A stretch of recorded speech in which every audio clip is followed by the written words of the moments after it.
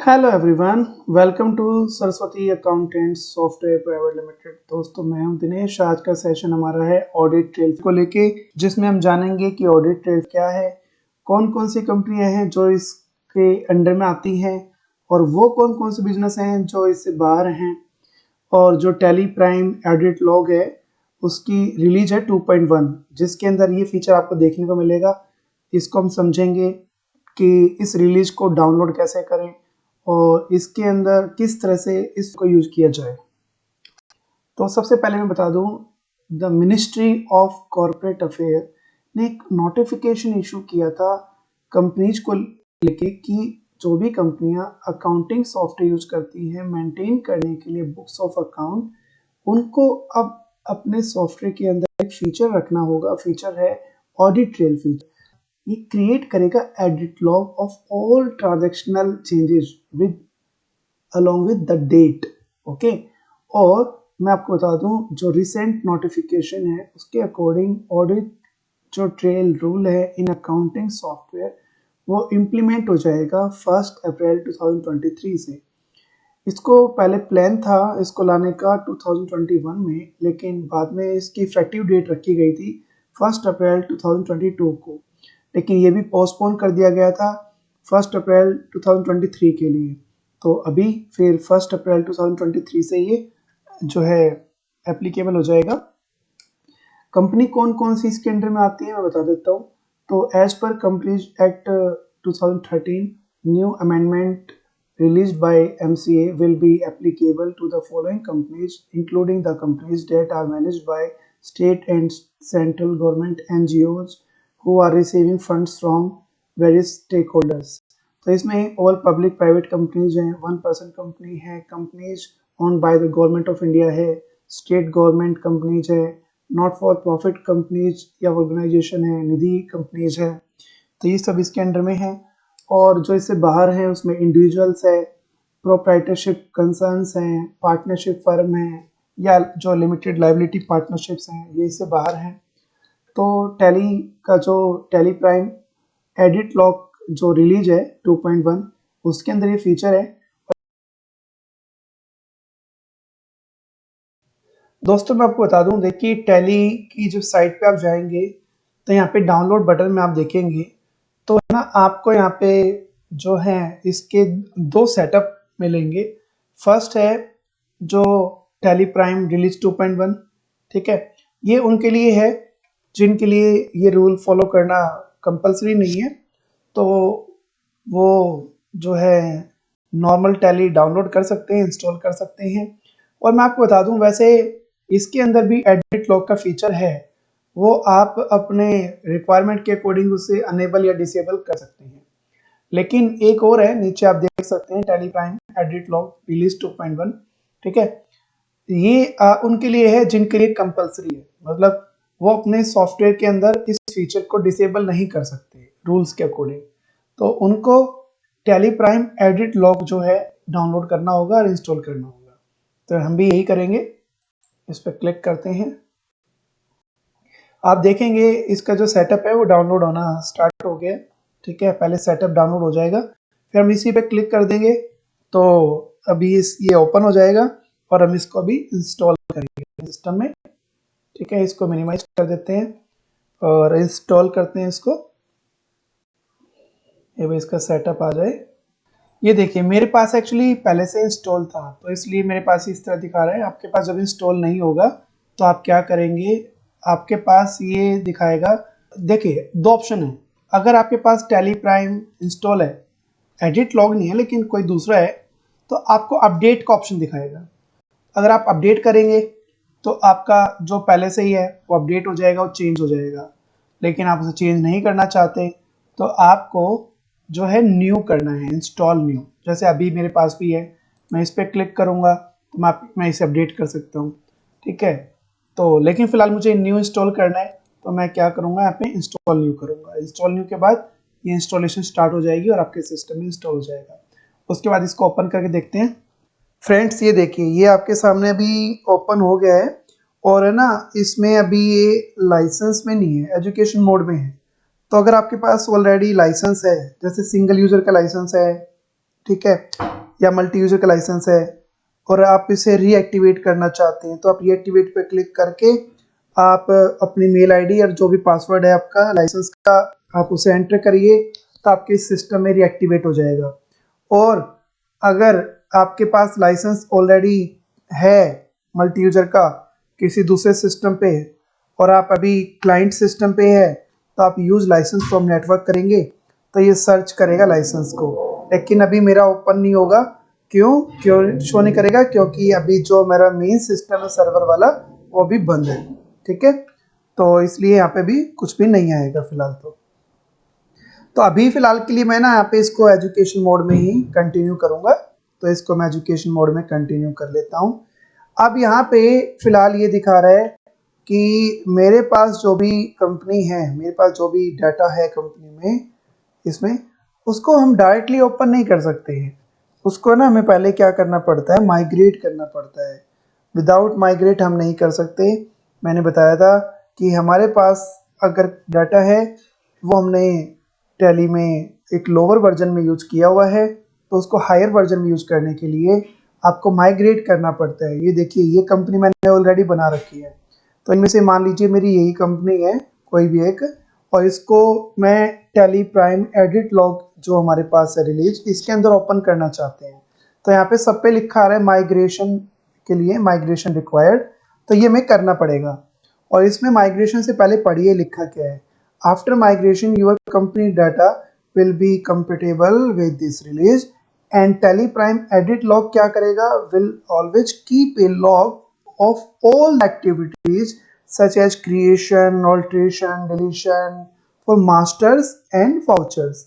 और साथ ही साथ मैं बता दूं, जितने भी वाउचर टाइप हैं उनकी जो नंबरिंग होती है वो अभी सबकी आपने मान लो रखी हुई है ऑटोमेटिक, तो वो सब चेंज हो जाएंगी ऑटोमेटिक मैनुअल ओवरराइड मतलब में चेंज हो जाएंगी, ओके।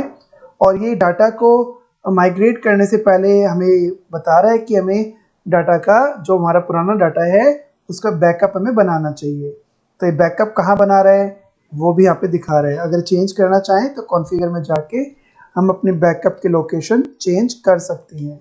और हमें बैकअप बनाना भी चाहिए। जब भी हम एक लोअर से हायर वर्जन में जाते हैं तो हमें अपने पुराने डाटा का बैकअप बनाना चाहिए।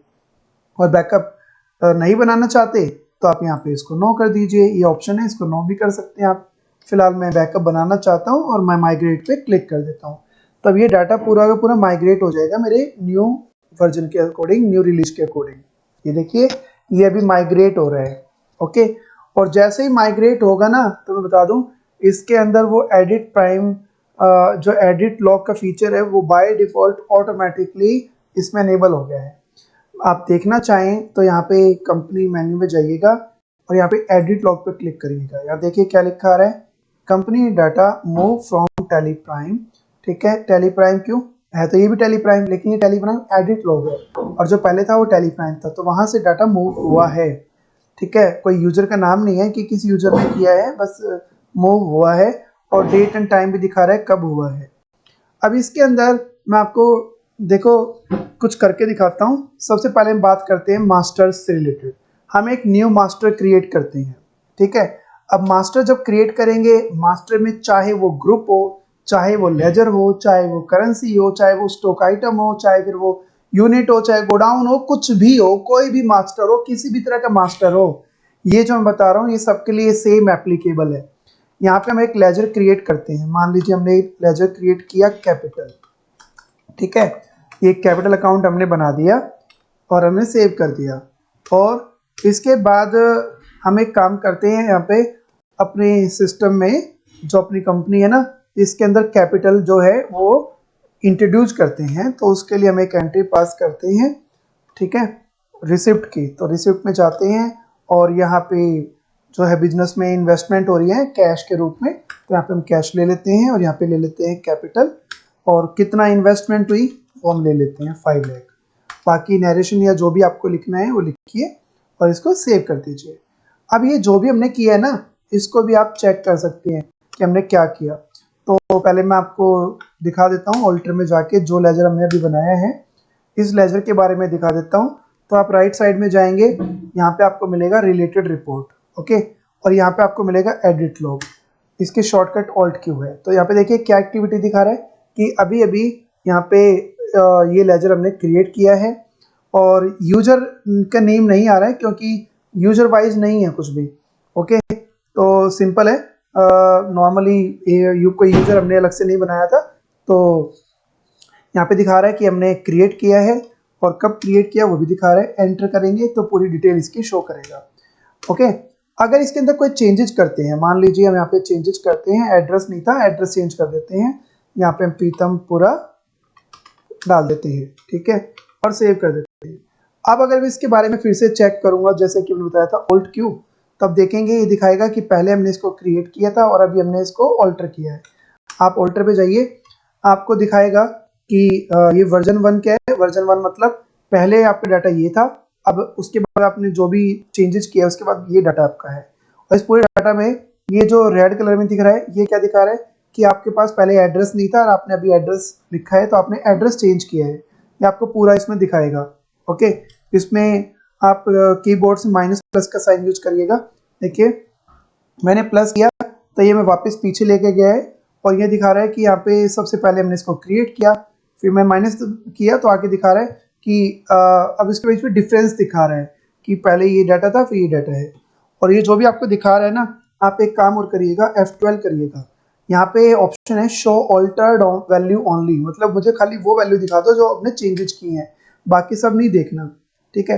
एक एक करके बताता हूँ इनको, पहले इतना ही करते हैं। तो यहाँ पे बस मुझे वही दिखाएगा जो भी हमने चेंजेस किया है, और आपको सारा देखना है तो इसको यस कर दीजिए। अच्छा, ये नेक्स्ट ऑप्शन क्या है, ये आप देख सकते हो कॉन्फ़िगरेशन बेस्ड। कॉन्फ़िगरेशन मतलब जो F12 करते हैं, तो F12 में जैसे मैं आपको दिखाता हूँ, जैसे ये है यहाँ पे F12 है। अब F12 से रिलेटेड जो भी ऑप्शंस होते हैं इनको हम यस या नो करते हैं।